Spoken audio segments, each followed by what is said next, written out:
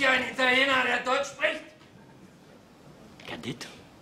Cerca uno che parla tedesco, spiega tutte le regole del campo. Che sei a tedesco? No.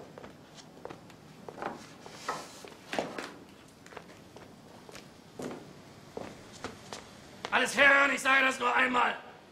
Comincia il gioco. Chi c'è, chi non c'è, non c'è. Ihr seid nur aus einem einzigen Grund in dieses Lager transportiert worden? Si vince a 1000 punti. Il primo classificato vince un carro armato, vero? Um zu arbeiten. Beato lui. Jeder Versuch der Sabotage wird mit dem sofortigen Tode bestraft. Die Hinrichtungen finden auf dem Hof durch Schüsse in den Rücken statt.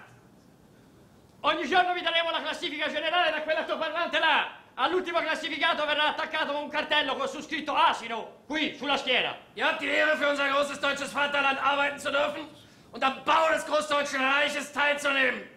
Noi facciamo la parte di quelli cattivi che urlano. Chi ha paura perde punti. 3 Grundregeln solltet ihr nie vergessen. Erstens, versuche nicht zu fliehen. Zweitens, folge jedem Befehl ohne Fragen. Drittens, jeder Versuch eines Aufstandes wird mit dem Tod durch Erhängen bestraft. Ist das klar?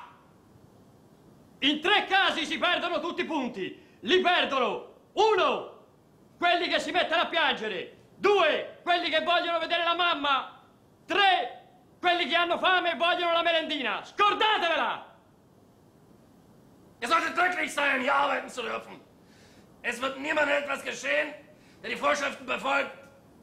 È molto facile perdere punti per la fame. Io stesso ieri ho perso 40 punti perché volevo a tutti i costi un panino con la marmellata. Gehorsamkeit ist alles. Dal Bicocche. Und noch etwas. Lui di Fragole. Bei diesem Pfiff. Alles raus auf den Hof, aber schnell. Ah, non chiedete i lecca lecca perché non ve li danno. Ce li mangiamo tutti noi.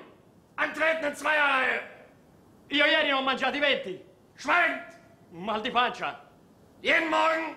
Però erano buoni. Ist Appell. Lascia fare. So, das wollte ich euch noch sagen. Dort hinten werdet ihr arbeiten. Ihr werdet die Dimensionen des Lagers leicht begreifen. Scusate se vado di fretta, ma oggi sto giocando a nascondino. Ora vado, se no mi fanno tana.